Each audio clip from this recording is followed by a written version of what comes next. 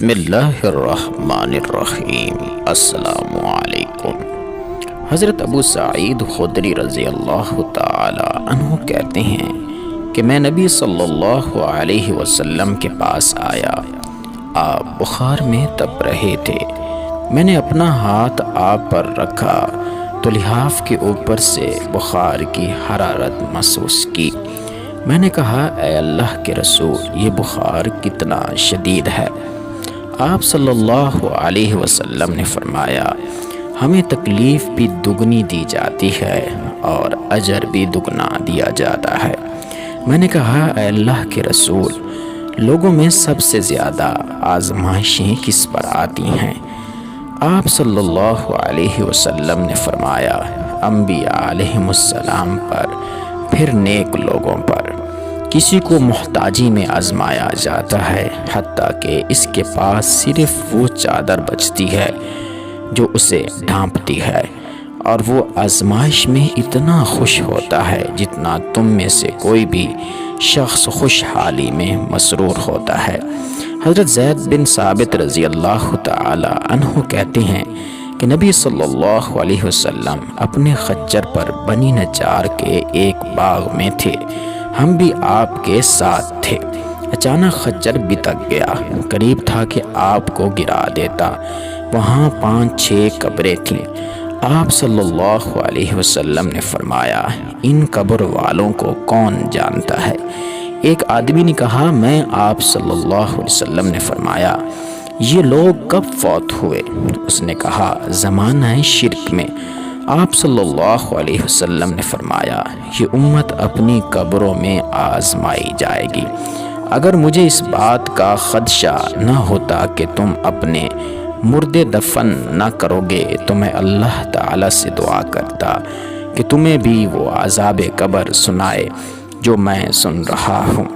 حضرت زید نے کہا، پھر آپ ہماری طرف متوجہ ہو گئے اور کہنے لگے، آگ کے عذاب سے اللہ کی پناہ مانگو۔ صحابہ رضی اللہ تعالی عنہم کہنے لگے، ہم آگ کے عذاب سے اللہ کی پناہ میں آتے ہیں۔ آپ صلی اللہ علیہ وسلم نے فرمایا، قبر کے عذاب سے اللہ کی پناہ مانگو۔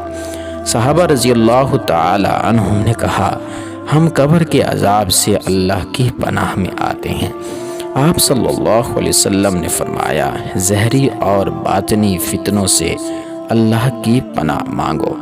صحابہ رضی اللہ تعالی عنہم نے کہا، ہم ظاہری اور باطنی فتنوں سے اللہ کی پناہ میں آتے ہیں۔ آپ صلی اللہ علیہ وسلم نے فرمایا، دجال کے فتنے سے اللہ کی پناہ مانگو۔ صحابہ رضی اللہ تعالی عنہم نے کہا، ہم دجال کے فتنے سے اللہ کی پناہ میں آتے ہیں۔ دوستو، مومن وہ نہیں جس کی محفل پاک ہو، مومن وہ ہے جس کی تنہائی پاک ہو۔ کسی دوسرے کے لیے سکھ ڈھونڈنے والے کی ذات پر سکھ آسمان سے برستے ہیں۔ دن میں رزق تلاش کرو اور رات میں اسے تلاش کرو جو رزق دیتا ہے۔ کفر کے بعد سب سے بڑا گناہ دل دکھانا ہے، چاہے وہ دل مومن کا ہو یا کافر کا۔ اپنی ماں اور بیوی کو بے پناہ عزت دو، کیونکہ ایک تمہیں دنیا میں لائی اور دوسری ساری دنیا چھوڑ کر تمہارے پاس آئی۔ لوگوں میں سب سے بیچارہ وہ ہے جو اپنے لیے دوست حاصل نہ کر سکے، اور اس سے زیادہ بیچارہ وہ ہے جو بنے بنائے دوستوں کو کھو بیٹھے۔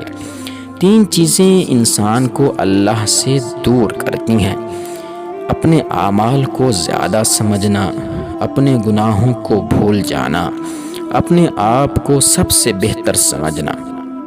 زبان ایک ایسا درندہ ہے کہ اگر اسے کھلا چھوڑ دیا جائے تو یہ سب کو پھاڑ کھائے۔ صورت اور سیرت میں سب سے بڑا فرق یہ ہے کہ صورت دھوکہ دیتی ہے جبکہ سیرت پہچان کرواتی ہے۔ انسان کی تمام پریشانیاں 2 باتوں کی وجہ سے ہیں۔ نمبر 1، تقدیر سے زیادہ چاہتا ہے۔ نمبر 2، وقت سے پہلے چاہتا ہے۔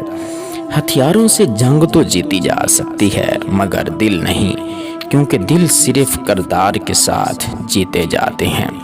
انسان کے جسم کا سب سے خوبصورت حصہ دل ہے۔